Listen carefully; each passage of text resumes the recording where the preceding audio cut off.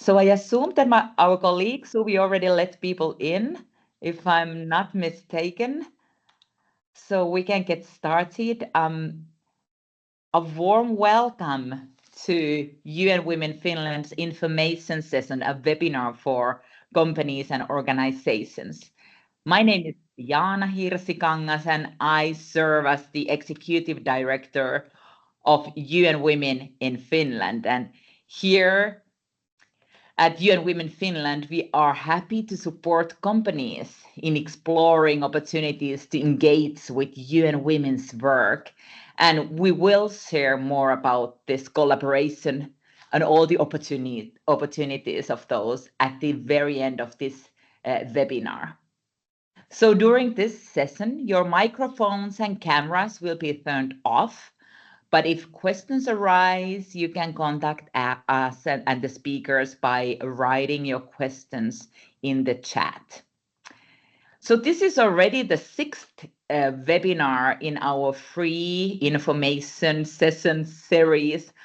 And with these webinars, we encourage companies and organizations to take steps forward in gender equality and sustainability matters. And this webinar series is implemented. We are very happy for this with support from the Ministry for Foreign Affairs of Finland. So all of you registrants will receive the recording afterwards. So we've been telling everyone you don't need to be present. You can just sign up and watch the recording later if the time is not suitable for you. So this time our webinar is exceptionally in English as we do have a speaker and expert from UN Women headquarters.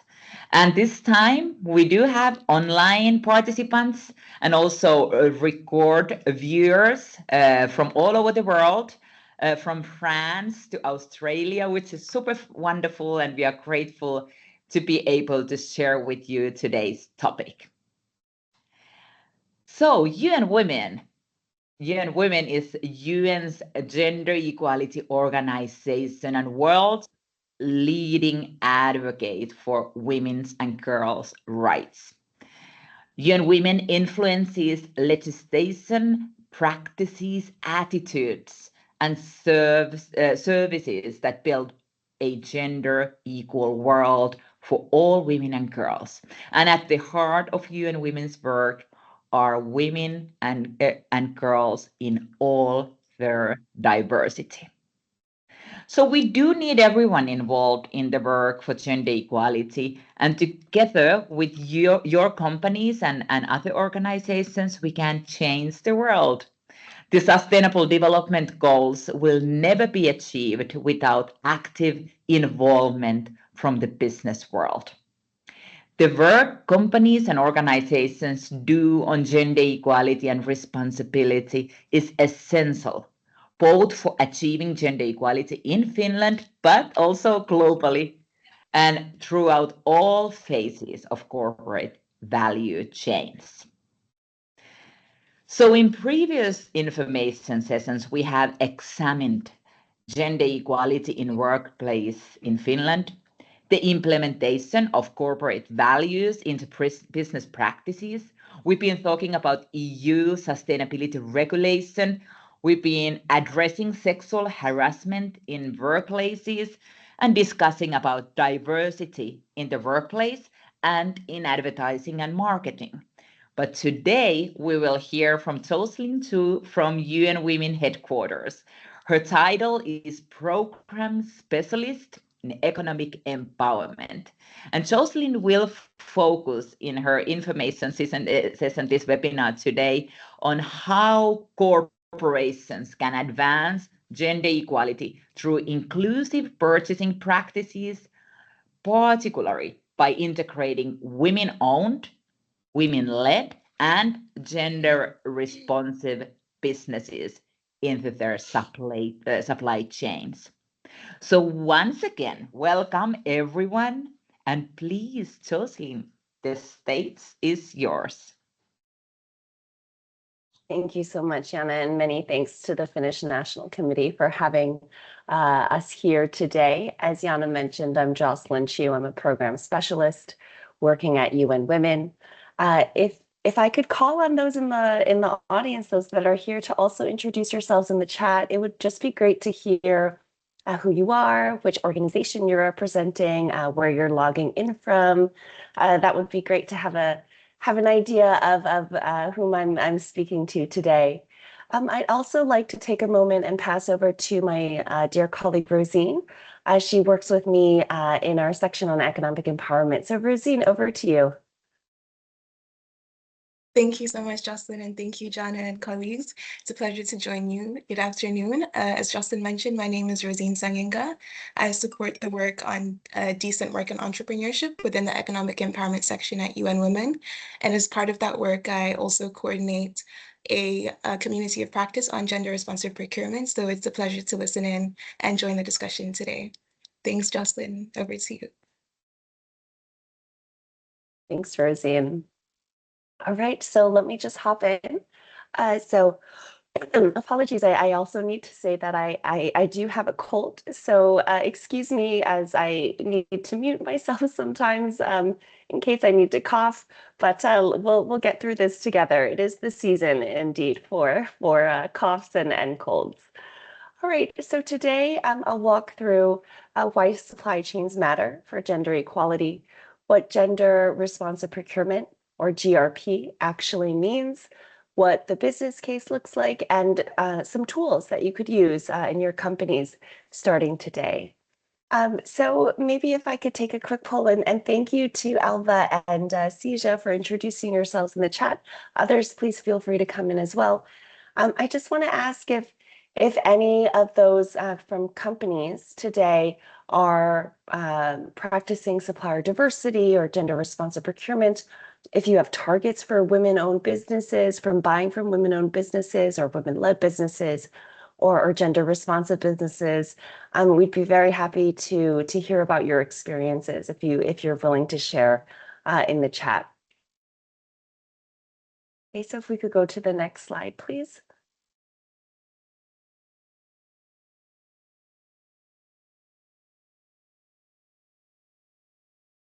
Okay. So I'll start with the big picture, and Jana already mentioned the Sustainable Development Goals. But I think that we all know today that success in a business doesn't just equate to profits, right? When we look at a business and whether it's successful, we're looking at its resilience, we're looking at its inclusion, and of course, its long-term sustainability. I think recent current events have shed light on that, such as with the COVID pandemic, with different trade wars that are going on and so forth. It's important that a business is well-rounded. And so that's where we talk about the SDGs, because it reminds us that businesses have a role to play in all of the Sustainable Development Goals. And if you're unaware, the Sustainable Development Goals really are the blueprint for the United Nations and for we think really the world, so including private sector corporations, to help us achieve, as Jana was saying, a better world for us, and then of course for our children and future generations as well. Now I'll start by saying that it's maybe not surprising to learn that women are excluded from economic opportunities, and that hurts us. That hurts the world economy. Of course, it's a human rights issue as well. But in terms of economic opportunities and in terms of what it does for the business, it actually shrinks businesses' talent pool. It weakens supply chain reliability. It increases operational and reputational risk. And frankly, it leaves money on the table. And CEOs get this. We found actually the UNGC, that's the UN Global Compact.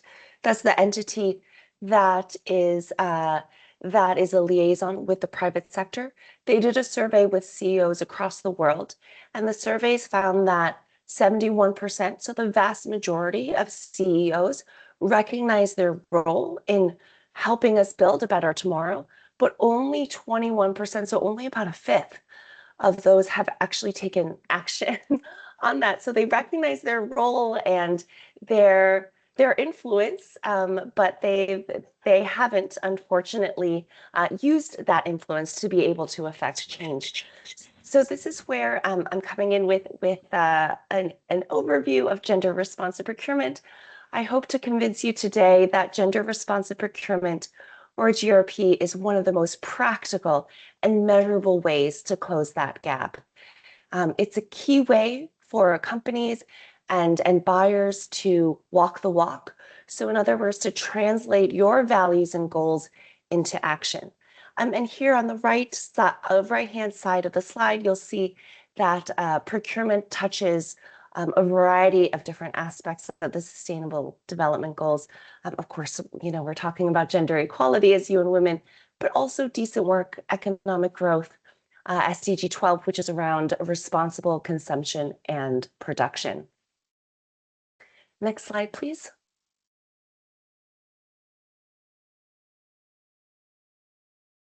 So why are we talking about procurement? First of all, let me just set the stage. Procurement is massive. So it represents trillions of dollars in global spending, particularly in developing countries. Public procurement is a large part of GDP, of government spending, but in addition to that, it also represents a huge part of company spending. So you see the statistic here where I write that procurement spending by companies is worth trillions, contributing up to 72% in OECD countries. And when you think about it, companies need to buy everything from pens to travel, to convention centers and so on. So everything, a lot of things that companies are doing is sourcing.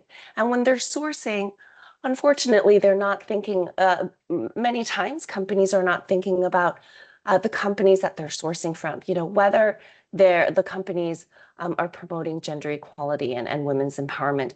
And we see this as a missed opportunity because, in fact, 1 in 3 businesses worldwide are owned by women, but women only win an estimated 1% of procurement spend of large corporations. I mean, this is tiny, and this is frankly unacceptable. It's not that women's businesses are not as competent or as talented or can't deliver as much as men's owned businesses. Is that there are structural barriers, there's structural inequalities that are keeping women locked out from these value chains. Now, there's different barriers for women. I'm sure that many in the audience are aware of these, but just to give a few examples, women, of course, bear a larger proportion of the unpaid care and domestic work. We know that women globally perform 2.5 times the amount that men do. So, of course, this has repercussions for their time that they can allot to entrepreneurship and business growth and so on. They have a harder access to finance. A lot of times, women don't have the necessary paperwork and so on that banks are asking for to be able to get credit, to be able to start those businesses. They also sometimes lack the networks and information that men have access to. A lot of times we've heard that procurement really is a boys' club. It's, those going to the golf club and saying, oh, I have this contract, we need to get XYZ. And then, get people giving these contracts to their friends and so on. And women could be locked out or excluded from those boys' clubs, so to speak. So in short, procurement systems aren't designed for gender in mind.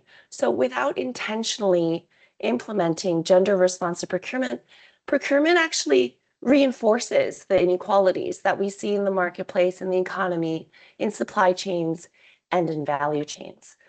So with that, let me just pause for a second so I could have some water and cough a bit and just to hear any reactions from those in the audience. Does 1% surprise you? How do you feel when you hear that statistic? It is a shocking number, and I'll just kind of bring in the Finnish perspective. I don't know the actual numbers for that, but 30% of the companies in Finland are owned by women, and it's actually a number that is shrinking. So there are less women entrepreneurs nowadays than we used to have. So that is actually a concerning direction. But just a comment so that you can continue after having your sip of water. Thank you so much, Jana. And in fact, that is concerning. I'm glad that we're all here today speaking about this, so that we could actually see what's going on and hopefully take actions, in our everyday lives to help turn the tides, so to speak. All right, so if we could go on to the next slide, please. All right. So what exactly is gender responsive procurement? I've been saying this word again and again. In short, it's using your purchasing power to advance gender equality. And here you'll see on the slide, our official UN Women definition is the selection of services, goods, and civil works that considers their impact on gender equality and women's empowerment. Now, there's two kind of main pillars within gender responsive procurement, and we've put here a picture of a publication that we have in case you'd like to read more about this.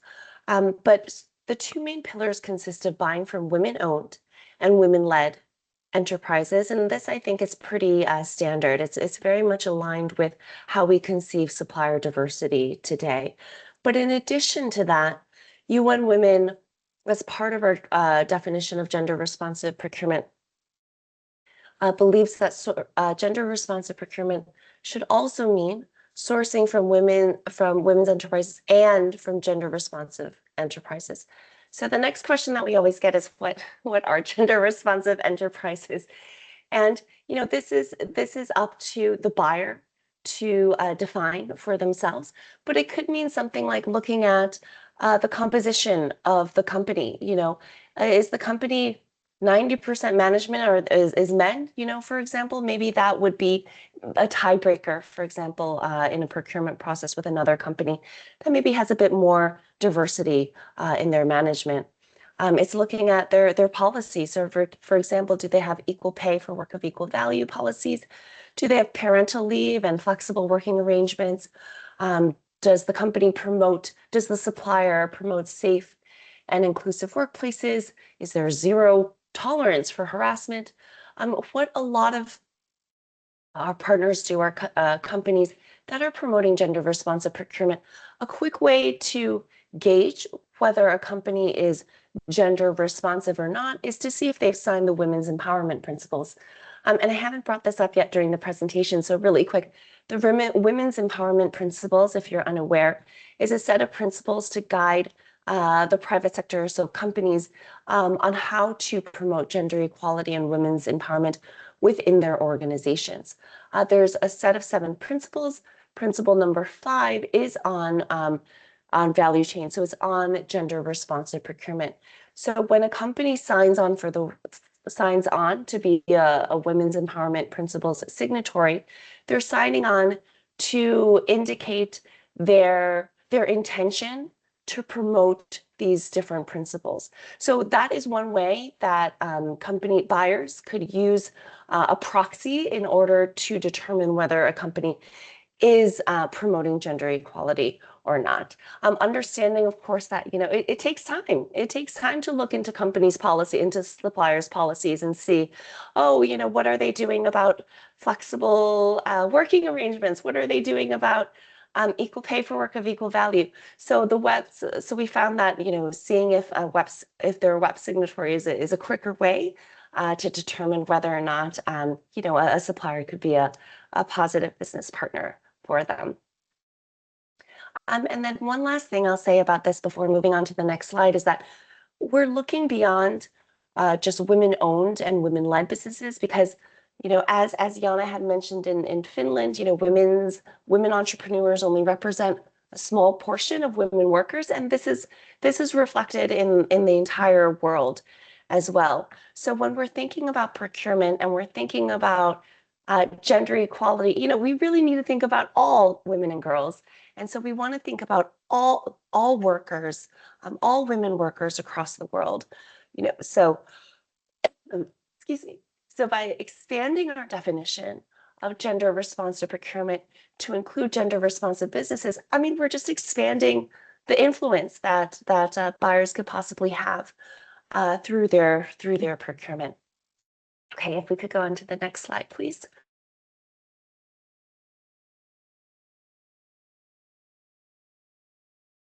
All right, so excuse me and apologies everyone. I hope you're understanding me with my voice today. All right, so next I'm going to speak about the business case.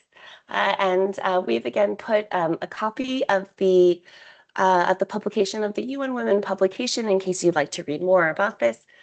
And so this publication is called Procurement's Strategic Value, Why Gender Responsive Procurement Makes Business Sense.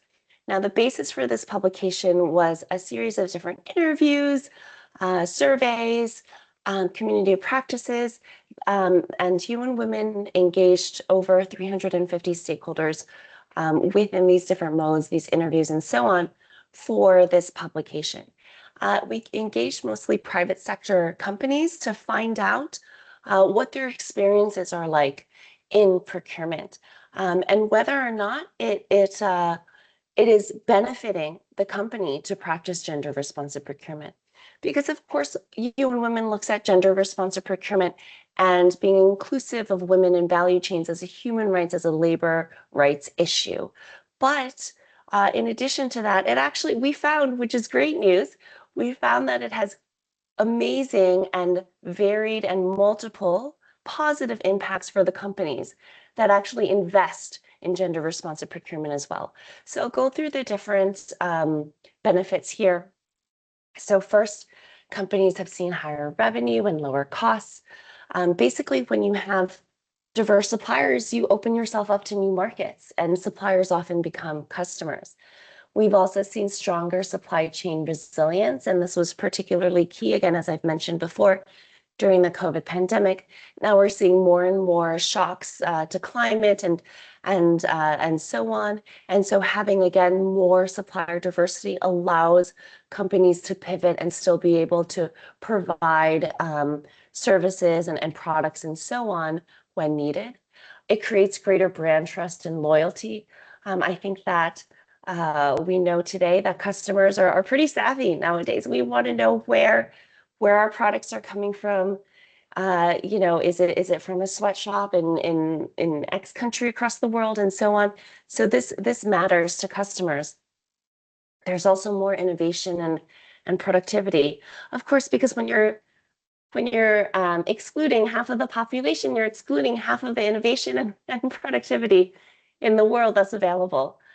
We've also seen better service delivery. So companies that start gender responsive procurement found that the suppliers that they work with are more responsive, agile, and efficient.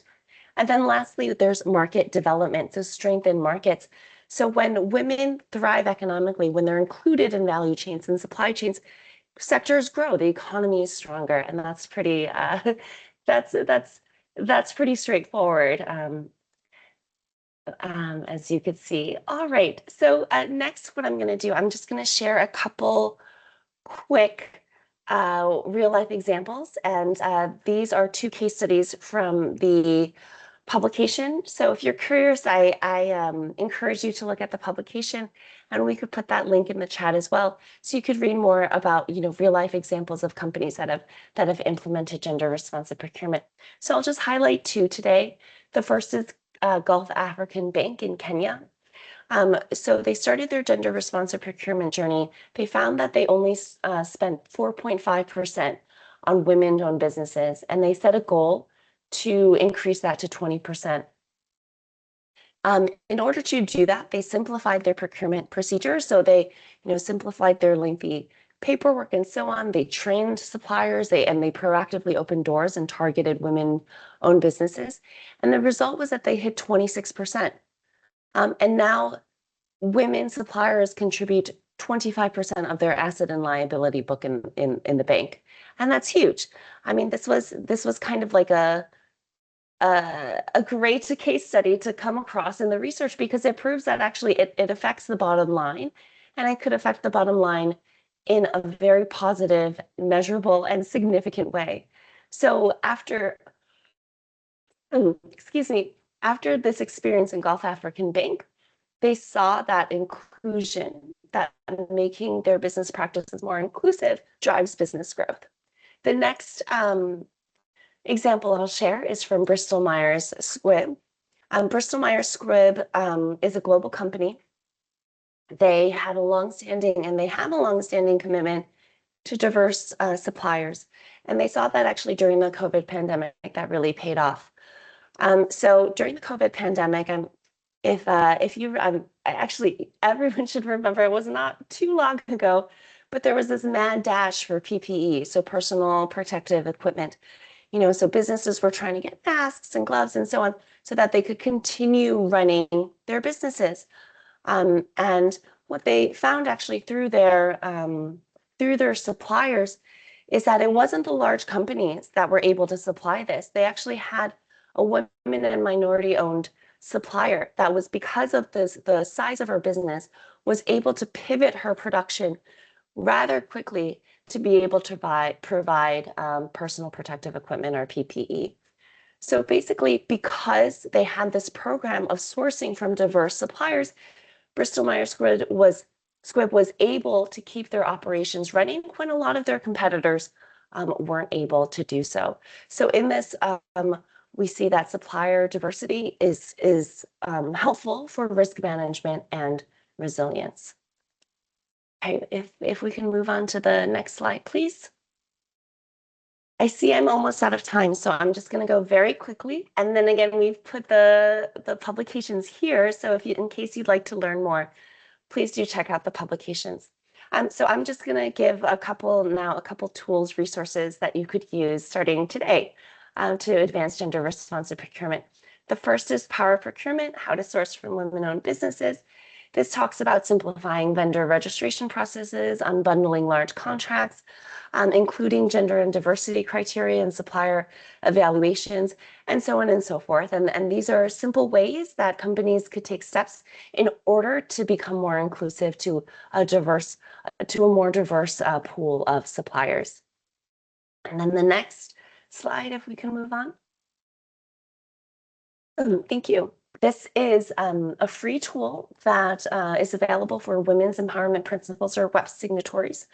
And this allows you to assess it's a self-assessment of your company to see where you are and how you can improve on your gender responsive procurement journey. So there's 31 questions that goes over your policies, processes, supplier engagement, and data and monitoring. And in the end, you get a tailored scorecard, you get practical resources, and a roadmap for next steps. All right, I think that might be the last slide, but if not, if we could go to the last slide. Oh, no, that was the last slide. Okay, I forgot if I put in a conclusion slide. Anyway, just to sum up and say thank you so much for being here today. It was a pleasure to be here to talk about gender responsive procurement. And I hope I've convinced you to take this up. So Jana, back over to you. Thank you so very much, Jocelyn, for educating all of us, and we are very grateful for your time, even though you're being a bit sick. So I hope you recover soon. So I'm just gonna give you a couple of closing words to everyone before you run out. So if you became interested in collaborating with us, UN Women Finland, we would be very happy to provide any more information. And we organize trainings and consultancy for companies and help you to kind of dive deeper into the themes such like covered today. So you can become either a corporate member of our organization, UN Women Finland, and the fee varies depending on the size of your organization. And as a member, you will be getting trainings free of charge. But companies can also become a corporate partners, and we have some great examples from here, Finland, incredible ones actually. And we are very happy to share our experiences, how you can be supporting the UN Women's global efforts for pushing for gender equality. And I just want to remind everyone that currently there is a campaign called Orange Days, 16 days of activism happening all over the world. It is an international UN campaign that started actually last Tuesday on the International Day of Eliminating of Violence Against Women. And we challenged all of you to participate in this campaign. And combating harassment and violence against women is actually a shared responsibility for all of us, companies included. And we are very happy to provide you with materials if you want any at your workplace. We also encourage you to order a training on eliminating sexual harassment in your workplace. So please feel free to get in touch if you want to hear anything from us on this matter. And next week, we will continue with a next and final webinar, actually, on our series of 7 webinars for companies. And the next one will be in Finnish. It will be focused on women's empowerment principles, which is a joint initiative by UN Women and UN Global Compact. And women's empowerment principles are a set of principles that guide companies in promoting gender equality and improving the position of women in the workplace. So very, very crucial for all of us and very much linked to the topic today. So in this slide, you see my colleagues, Aura's contact details, mine actually too. So you're most welcome to get in touch with us. Actually, my contact details are not there anymore, and I don't know what happened. But anyways, very happy to be here today with all of you and everyone who's watching the recording. Thank you for being here, and I wish you a very good rest of the year. Bye.